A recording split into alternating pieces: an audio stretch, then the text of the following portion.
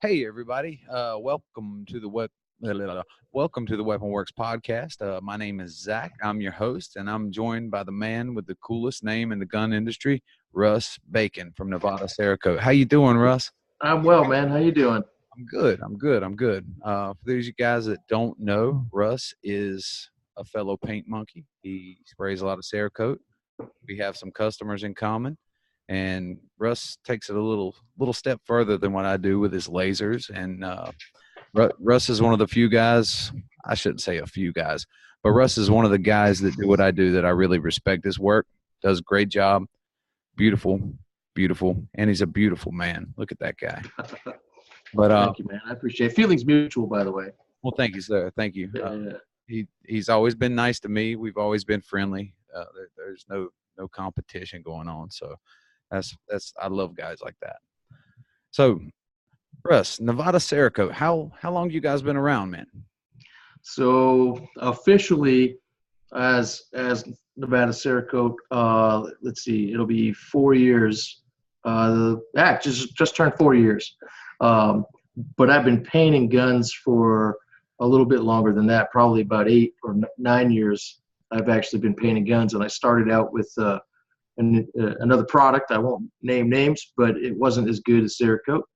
And yeah, I just kind of I didn't really take it super serious when I first started doing it, but the more I got into it, the more I realized, hey, this could turn into something. So yeah, it just started out actually as a gun shop 8 years ago, and the gun shop was fun. I was into guns. I get to handle all the cool stuff, but the margins are slim, and competition was fierce. And big box store opened up the street from us, and immediately 30% of our everyday walk-in traffic just evaporated. So we had to figure out something else. That's something that a lot of guys won't do is pivot. You see something coming, just a little bit ahead of it. You got to kind of step back and go Yeah. a different direction. Well, It's a good thing that you did that because you found your niche. I mean, you're good with Cerakote, and you added some lasers here in the past couple of years, right? What's yes, sir. those? Yeah, yep. They're it's it's magic. It's science, man. And we're figuring out new stuff to do with it all the time. As a matter of fact, we're in development with the manufacturer that we bought our original laser from, and we're going to be coming up with some really cool stuff in the upcoming year or so. That's cool. Freaking laser beams, man. I was this close to purchasing a laser last year, but then I looked at guys like you and a lot of the other guys that are getting them. I'm like, they already know what they're doing. I'll just send my stuff to them when I need it. Well, it's funny because when I first entertained the idea of investing in that machine, it was a hard pill to swallow. I'll be honest. There's a lot of money, and we were still trying to make a name for ourselves in the Cerakote world, and I looked at that as another way to kind of open the door and get a little bit more traffic headed this way. And sure enough, man, it's really paid off in dividends. And it's funny. I'm not worried at all about the next one that I'm going to be getting, and it's probably 3 times as expensive as the first one I bought. So It's funny how that progression works. Eventually, you just start looking at it. Oh, it's just something I need. But that first step, that first leap, it's like it's a tough pill. It's like yeah, some sleepless nights, I can tell you, writing that check, man. Mhm. Yeah. You write those checks, and there's no guarantee that money's coming back anytime soon, or there's no guarantee you even know you'll be able to figure out how to use the son of a bitch. Yeah, oh man, and the learning curve is steep. And I mean, a lot of the stuff that we're doing with lasers, and there's other guys out there that do really good work. And I mean, sometimes I get inspiration from some of these other guys because they think of things I hadn't thought of before, or what have you. But I don't want to be a copycat, so I try to think about the next thing. And the learning curve is steep because these machines were never really designed specifically for what we're doing with them. So it's you kind of have to make your own way. It's like I feel like a trailblazer coming across the country in its infancy and just finding out new things and innovating. That's good. That's good, man. Yeah. So, 4 years. You've been doing Cerakote for 4 years. You had a gun shop about 8 years ago. What were you doing before that? Uh, so I was actually a white collar guy working in an office building. You ever see that movie Office Space? Uh huh. Yeah, I was an Office Space guy. Were you the guy Uh, that moved to the basement? no, I was not that guy. I was not Melvin. I was uh, I was basically working for a semiconductor company. I Mhm. sold semiconductors, and I went and traveled to manufacturers and talked to engineers and filled out, cover sheets on my TPS reports. And uh, it just wasn't the life for me. Much like yourself, you were doing a job that paid well. I made piles of money, Mhm. all the benefits you could ever want, and expense accounts and going to ball games and stuff. But it wasn't fulfilling. And I had decided that I needed to make my own way, and uh, you know, branched off and left something I was really secure in, Mhm. and blazed a new path. I don't know how else to put it. And it had its ups and downs, much like yourself as well. You try something out, and there was a lot of work. It was initially, anyway, it was more work than I had ever done Mhm. for the least amount of pay. And but I had something to prove to myself, nobody else, just myself. So That's good, man. That's good. yeah. I don't want to say your age, but you had been working for a while before you decided to jump and just do something on your own, right? Yeah. I mean, I had pretty much achieved all of the things that I wanted to personally. I am older. I have kids that are grown, and they've got families of their own now and stuff. And this was just for me. It's like, quality of life issue. I lived back east. I was living in the Northeast, up in New England, and I just got tired of the traffic. I got tired of the hustle and bustle, and I had an opportunity to come out here for a job in the industry that I was in back there, working for a small family company, which was nice, but it didn't fulfill this little burning amber I had inside of myself to make my own way and just live life how I wanted to live it, and go where I wanted to go and make my schedule the way I wanted to make it, so on Mhm. and so forth. So yeah, it's cool. It's a better quality of life, right? Hell yeah, man, absolutely. And I live 20 minutes from Lake Tahoe, so I'm not down in Las Vegas. I'm not out in the middle of nowhere, Nevada. I'm literally, I can see California from where I sit right now, and I can see Heavenly Ski Resort from where I sit right now. Mhm. So it's beautiful out here, and it's a lot of room, and just a good place to be. That's good, man. That's good. Yeah.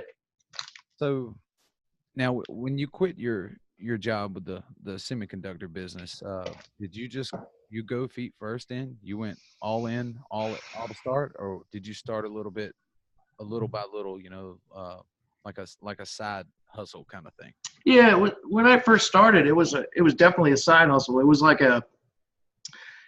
stuff that I enjoyed doing. I was moving from Massachusetts. Massachusetts is a weird place. It's the birth of our freedom.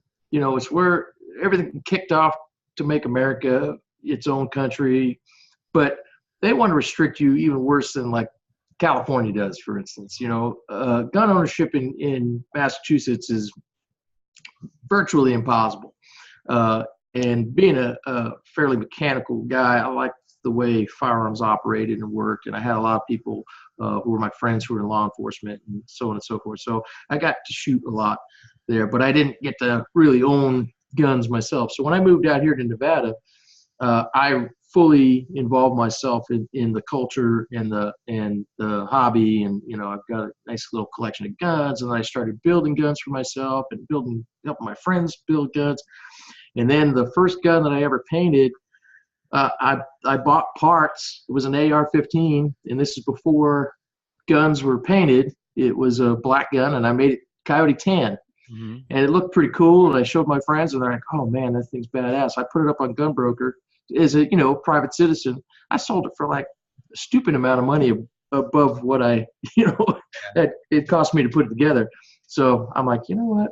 There might be a little bit of something here. So I did a little bit out on the side while I was still working my regular job, and then I decided to get into the gun business. And buddy of mine was good to go on being a partner in a shop, and we opened up a shop. But I was so busy running that shop, I kind of didn't do any painting of guns. There was not a lot of time for that. So, and then, like I said before, when things started to change in the business, and there was a lot of competition and margins were slim, I knew I had to pivot, like you say, and go in a different direction, and then just started honing my craft. And I've literally been painting guns. Probably I started in my garage, at my house, just like most guys do, and learning all the wrong ways to do things, and then from that, learning the right ways to do things. And I did make the decision back in 14. Actually, it was 13. I decided in 13 I was going to go get certified. Mm-hmm. And at the time, there was a 6-month wait list and so on and so forth. And it was March 15th of 14. I got somewhere right around there. I got certified, and it was an easy drive for me. Maybe 12-hour drive or whatever. And, are you trying to rub the certification in on me, or what? No, man. Hey, like you mentioned the other night, it's really not necessary. I mean, your work speaks for itself. So, screwing with you, man. I'm screwing with you. It's a funny story that we'll save for another episode. Yeah. It still flabbergasts me a little bit with those guys. Well, it is what it is, right? I mean, I've heard, interesting stories like yours from a few people, mm-hmm. and it kind of leaves me scratching my head a little bit. But whatever, what are you gonna do? Right. Yeah. Well, I'm gonna try to get those guys on here one day, and we'll just ask them. Yeah, pretty much, right? Yeah. Cool. So, struggles, man. What when you're starting, and you took the leap, you quit your job, you guys opened a gun shop. A lot of people don't realize that even companies, Apple, Amazon, they all had roadblocks. They all had some sort of struggle that they had to get through. Can you give me some examples of some of the stuff you missed you up? Yeah, I mean, it varies. Like, I thought about this question, Mm-hmm. and watching your other podcast, I'd say probably the one thing that I should have done, and hindsight's always 20/20, is I should have done this a lot sooner. And really committed to it rather than trying to force a square peg through a round hole. I knew margins were slim in the gun sales business, and but I should have focused on this a lot sooner and made this my priority a lot sooner. But the usual things, finding the right size space, making sure you get a space that's not too big that you can't afford or power or heat, but big enough so you can expand into it. We've moved 4 times in the last 7-8 years. The first space was exclusively a retail place, so that wouldn't have really suited our needs anyway. Mm-hmm. But the next place that we moved into, we knew we were going to be doing a shop like this, and it just wasn't big enough. And then we had a conflict with another spot, and we had to move again. So now we're in a good spot. We planned ahead. Everything's scalable. Matter of fact, we got a space open next door that we're going to expand into hopefully here in the next few months. And nice. So, yeah, I mean, I'd like to say that I know all the answers, but I can say, having gone through several levels of my career, it's made me a little bit wiser to make think about some of the things that maybe some of the younger guys coming up may not think about. Mm-hmm. But I certainly don't have all the answers, that's for sure. Oh yeah, none of us do, man.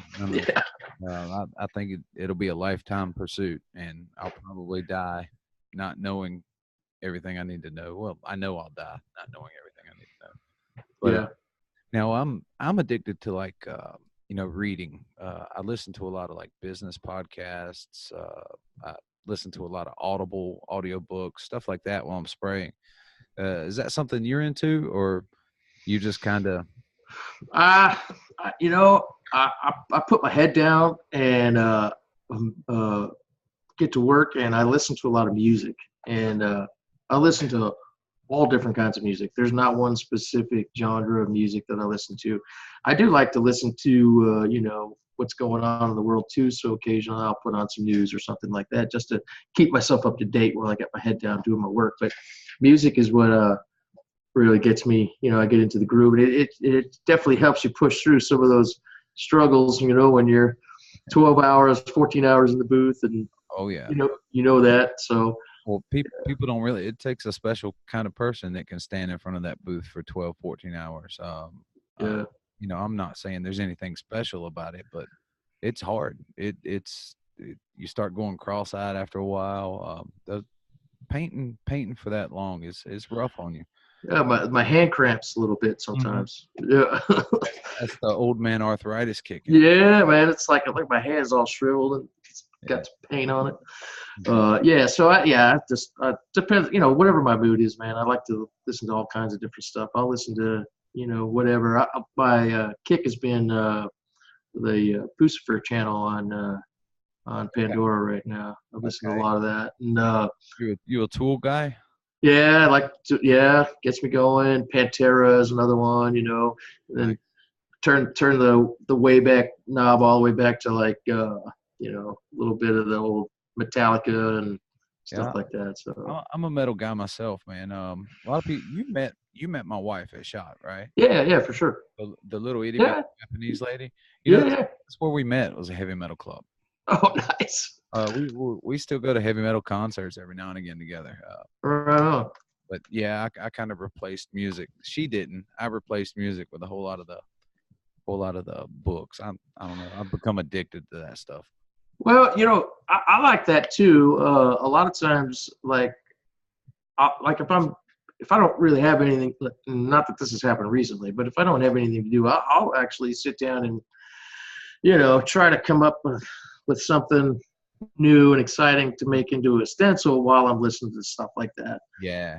It's like almost inspirational in a way, different than music is. I don't know. Music just gets me into the groove, but I can work. But when I'm trying to have some quiet time, I like to listen to somebody else that's more intelligent than I am. Anyway. You're one of the few guys that actually have some original patterns. A lot of respect for folks that have the original patterns, like it's APOD, right? APOD, yeah. I love that. Thank you, man. That's fantastic. First time I saw that, I was like, oh man, very nice, very nice. Thanks. The only downside to that is I need to come up with something else here pretty quick because it's getting around and you could do a lot of stuff with it, but I'd like to come up with something new. So it's like I got a lot of little half-done ideas, but I know the feeling, dude. I know. Yeah.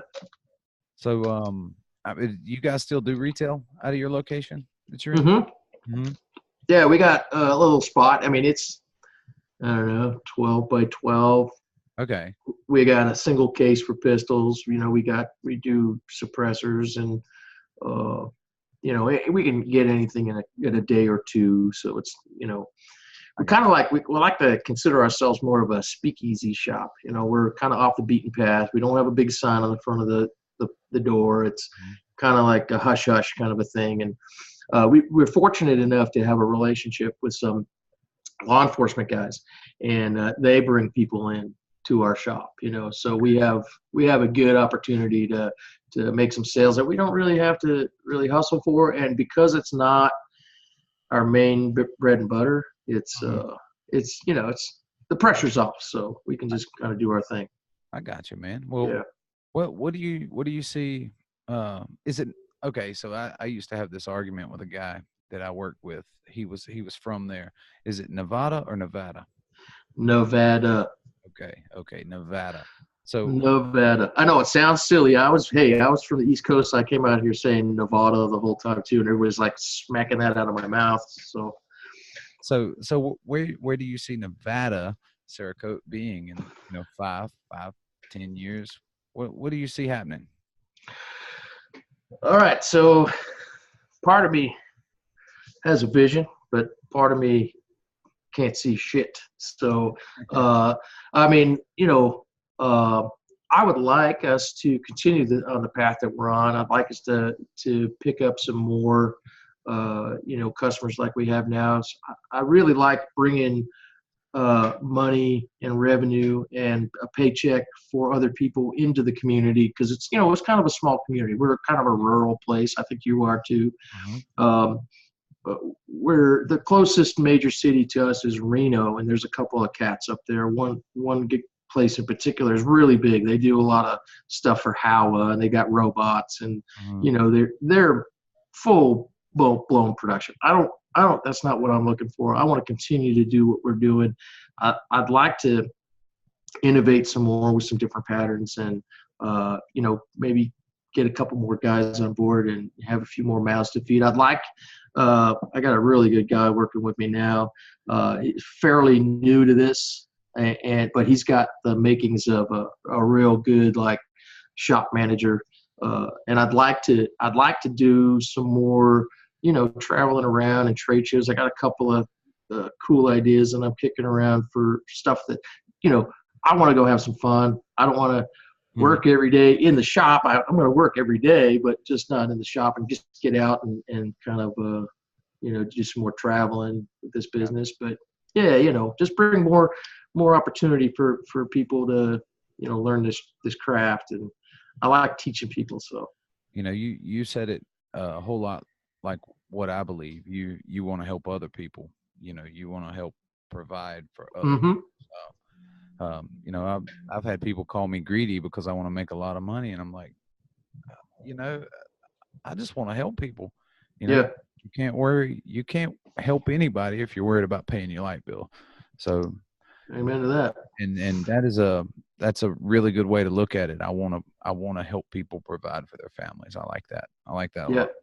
And I also have a lot of guys that hit me up, asking for tips and tricks. Other, startup come up Cerakoters, and they ask, what kind of equipment do you use, and what plotter do you have, and what software do you use to create your stuff, and I'll bring them as far as I can without giving up the recipe to the Colonel's chicken. You know what I mean? Like, I used to think just about like that. I've done give up on all that. I'm like, I'll tell them everything. I'll tell just about everything that I know. Yeah. I just have the self-confidence to know that even if I tell them, they're not going to be able to do it exactly like I do. Sure. And they're sure as hell not going to steal my customers away, because my customers love me. So, I kind of give up on trying to keep secrets anymore. I just rather help people. Yeah, I mean, if the information gets out, I'm not devastated by that. There is some stuff with the laser, because it's still pretty new, that I'm not willing to really give it. Like, I'll have people ask me, how do you turn this pattern into a thing that you're laser? And I'll tell them that. But if somebody says, hey, can you send me that pattern? I'm like, oh, no, that's a different story. Yeah. I'm not going to give you the IP. I'll tell you how to create your own IP. But right. You got it. I got you. So, oh, shit. I think the sun's going down. Hang on a second. Okay.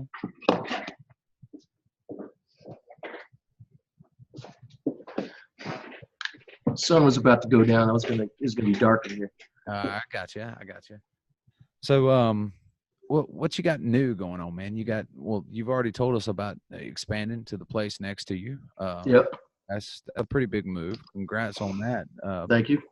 And you've told us about the new laser you're talking about getting. What else? This is going to be, that laser is going to be that's like the next big thing for us. It's going to be huge. It's going to be cool. I can tell you a little bit about it.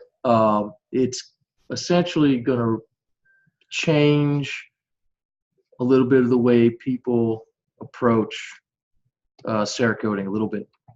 Okay. Yeah. Good. Yeah. Good. I like change. Matter of fact, I believe the company NIC Industries is also trying to kind of move in this direction. Essentially, what it is basically laser Cerakote. You apply Cerakote, and then you use a laser, and you can get patterns and so on and so forth. It's basically changing the wavelength on the lasers to get different colors and tints into the like a single color coat. Yeah.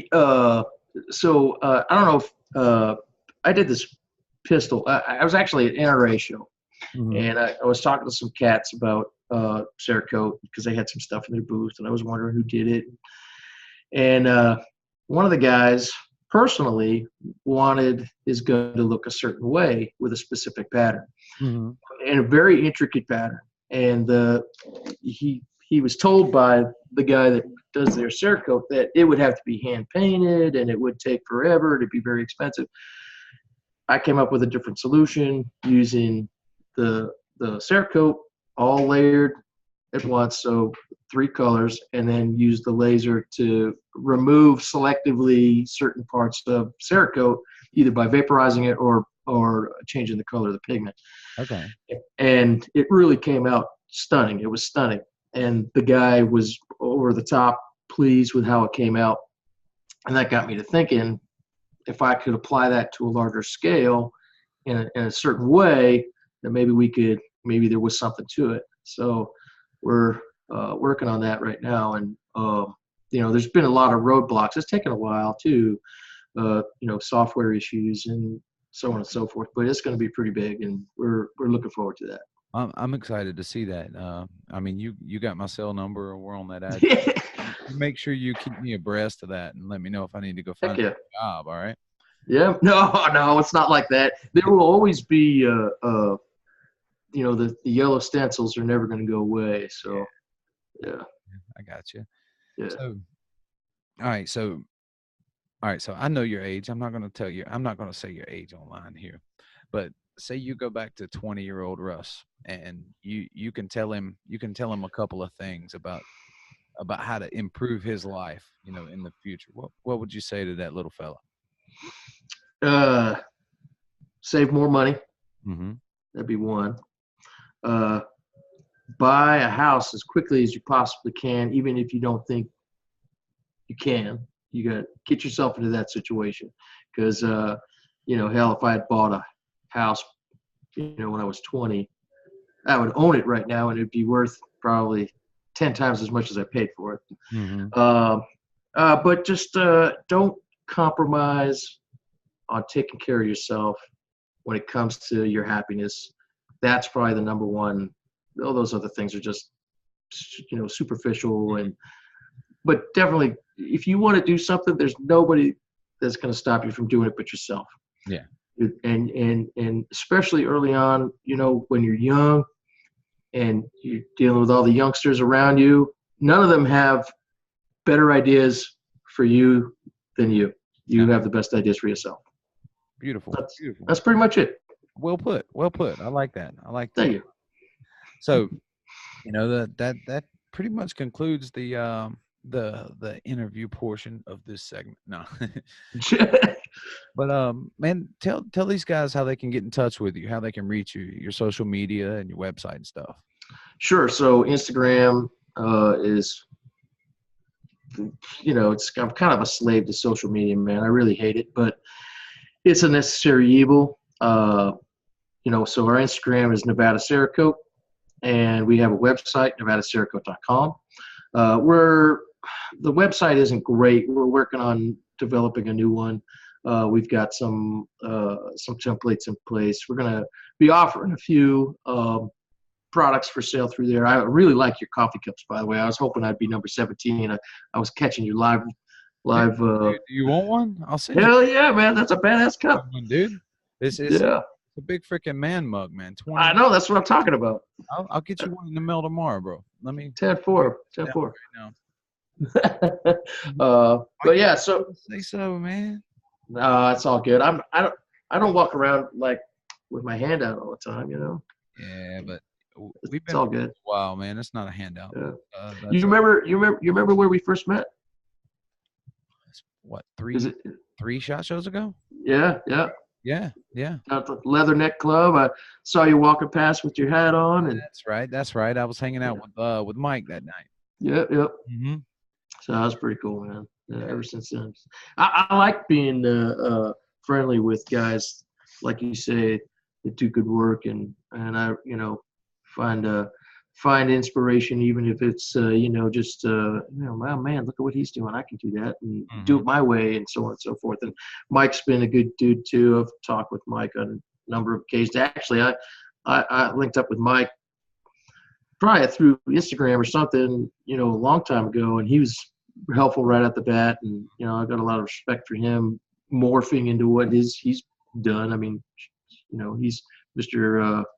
Mr. Cerakote over there, just about, and but we all have our own kind of like touch on this, and it's good to be friendly with the people who do good work and kind of share ideas. And like this is a great idea. I think I've had a lot of people ask me more about this show just by virtue of me telling them that, oh yeah, I got to do a thing, Wednesday night for a podcast. And I'm like, oh really? That's cool. They want to know more about it. So I send them the link and tell them Good. to have a look. Yeah, tell everybody about this shit. Hell yeah, man. I enjoy doing this. I enjoy doing this. So. Yeah, it's good stuff. And this has been something that I wanted to do for a while now. Of course, just with the amount of hours in the day, sometimes you don't get to do everything you want to do. But Hmm. so I've been planning to do something similar to this. And matter of fact, I'm probably gonna do something like this to help guys out with their lasers, because there's a lot of cats out there right now that have lasers and just don't know what the hell to do. And I get hit up all the time on just general information, because like I said before, these machines were never meant to do what we're doing with them, and kind of pioneering the way. So Hmm. Well, yeah, if you ever have a gap in the programming, holler at your boy. I'll be there for you. I'll be there. send for me. Right on. If you ever need any laser. Yeah. Oh, I got you. I got you. No Yeah, worries. No yeah. worries. But look, guys, we're gonna get off of here, and this is I really want to thank Russ with Nevada Cerakote for jumping on here with me, taking time out of his schedule. I know what he's got there in the shop, so I know he's a busy man. And guys, I'm Zach. Here at Weapon Works Podcast. If you like this stuff, please hit the thumbs up on YouTube. Subscribe on iTunes, Stitcher, Google SoundCloud, all that stuff. It would really help me out. And if you like it, give it a review, please. Okay. I really, really like the honest feedback, and I like the feedback I've been getting from this. So, if I can help anybody out anyway whatsoever, you guys holler at me. Russ, thanks again, brother. And we Thank you, man. and we'll talk to you guys later.